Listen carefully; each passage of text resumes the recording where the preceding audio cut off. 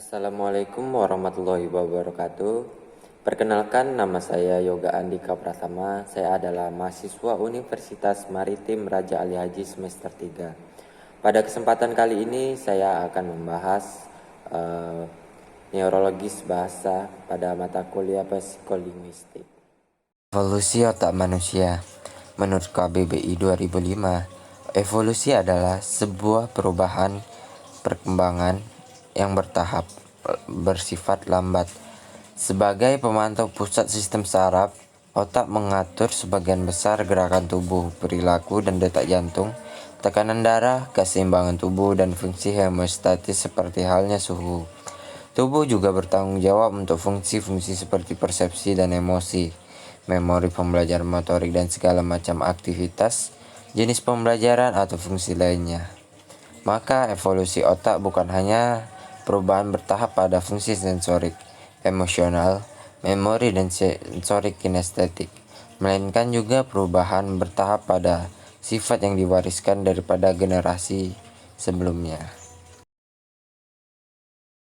Selanjutnya, yang kedua, otak manusia adalah pusat saraf manusia. Otak membutuhkan 20% metabolisme manusia untuk menghirup 15% dari total aliran darah ke jantung. Ini membuktikan bahwa otak membutuhkan perhatian lebih dari organ lainnya. Dari segi ukuran, rata-rata manusia memiliki berat 1 hingga 1,5 kg. Menurut Holloway adalah 1330 gram. Jadi ini menunjukkan bahwa otak manusia berbeda dari organisme hidup lainnya, baik fungsi maupun bentuknya. Seluruh sistem saraf kita terdiri dari dua bagian, yaitu tulang belakang yang terdiri dari serangkaian sumsum tulang belakang yang berkesinambungan dan otak. Otak itu sendiri terdiri dari dua bagian, batang otak dan korteks serebral.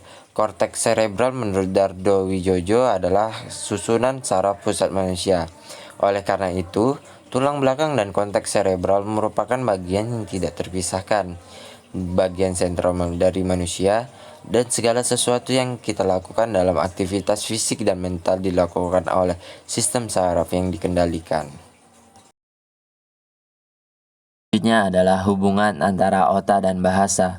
Berbicara tentang otak dan bahasa dari 384 sebelum Masehi hingga 322 sebelum Masehi. Aristoteles berbicara tentang pikiran yang melakukan apa yang diketahui otak untuk dilakukan. Struktur dan organisasi otak manusia memainkan peran yang sangat penting dalam bahasa. Jika input dalam format audio, suara akan ditanggapi melalui rentang waktu, khususnya area motor utama pendengar. Di sini tempat input diproses. Setelah diterima, dicerna, dan diproses, bunyi lidah ditransmisikan ke area Wernicke ketika diinterpretasikan. Dan di area ini sudah suara diklasifikasikan menjadi suku kata, kalimat, dan kalimat akhir. Kemudian muncul dua kemungkinan. Salah satunya adalah jika entry tersebut hanya informasi yang tidak memerlukan respon, entry tersebut dapat disimpan dalam memori untuk digunakan di masa mendatang. Jadi, informasi input disimpan dalam memori melalui langkah-langkah yang terdapat di dalam otak. Selanjutnya adalah gangguan berbicara. Meskipun otak hanya 2% dari total ukuran tubuh manusia, ia menyerap banyak energi, termasuk 15% dari total sirkulasi darah dan 20% dari sumber daya metabolisme tubuh. Ketika suplai darah ke otak tidak mencukupi atau pembuluh darah menyempit, otak akan mengalami kerusakan atau biasa disebut dengan stroke. Stroke memiliki hasil yang berbeda karena mereka mengontrol belahan kiri dan kanan. Stroke di belahan kiri menyebabkan kerusakan pada belahan otak kanan, begitu sebaliknya. Seringkali kerusakan pada belahan otak kiri mengakibatkan gangguan berbicara. Gangguan bicara sendiri disebut afasia. Oke, selanjutnya adalah hipotesis umur kritis. Sebelum umur 12 tahun, pada anak belum terjadi namanya lateralisasi, yakni hemisfer kiri dan hemisfer kanan belum dipisah untuk diberi tugas sendiri-sendiri. Keduanya masih sama-sama lentur dan masih dapat menerima tugas apapun.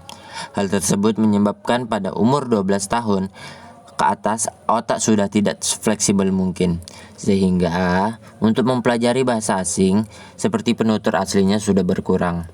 Misal ketika orang dewasa belajar bahasa Inggris, meski ia telah menguasai bahasa Inggris dengan sempurna, aksennya akan tetap terasa sebagai aksen asing. Selain itu, hal tersebut menjadi penyebab mengapa orang terkena stroke pada umur 12 tahun akan dapat pulih total dalam memperoleh bahasa, sedangkan orang dewasa akan kecil kemungkinannya untuk sembuh total. Oke, yang selanjutnya adalah bahasa sinyal. Bahasa sinyal sangat diperlukan bagi seorang tunawicara dan tunarungu.